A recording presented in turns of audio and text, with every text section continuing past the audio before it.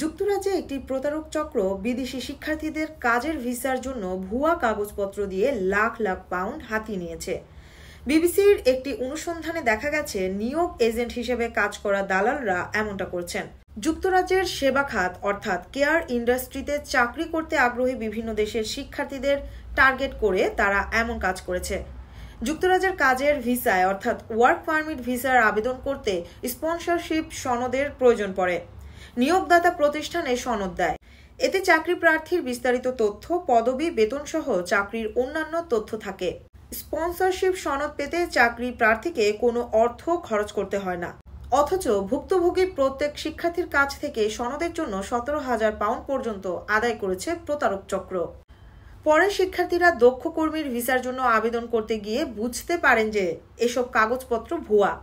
বৈধতা না থাকায় যুক্তরাজ্যের স্বরাষ্ট্র মন্ত্রণালয় পরে তাদের কাগজপত্র বাতিল করে দেয়। এমন প্রতারণায় বেশ কিছু নথি বিবিসির হাতে এসেছে। এমনই এক নথিতে দেখা গেছে তৈমুর রাজা নামের এক ব্যক্তি 12 লাখ পাউন্ডের বিনিময়ে 141টি ভিসা সংক্রান্ত কাগজপত্র বিক্রি করেছেন, যেগুলোর বেশিরভাগই ভুয়া।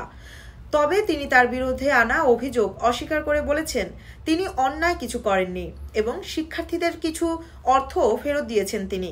তৈমুর রাজা যুক্তরাজ্যের ওয়েস্ট মিডল্যান্ডস অঞ্চলের একটি অফিস ভাড়া নিয়ে সেখানে কয়েকজন কর্মীকে নিয়োগ দিয়েছিলেন।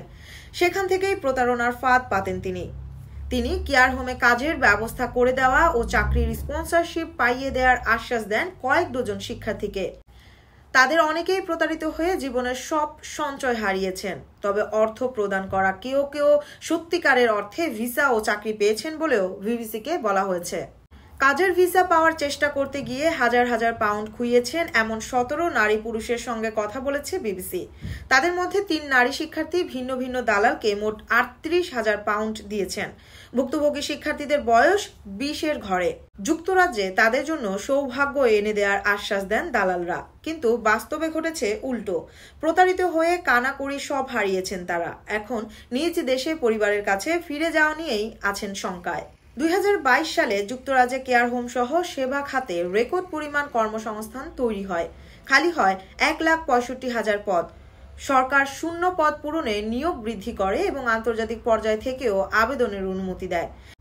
বিষয়টি ভারত, নাইজেরিয়া ও ফিলিপাইনের মতো দেশগুলোতে ব্যাপক সাড়া ফেলে। আর এই সুযোগ কাজে লাগায় প্রতারক চক্র।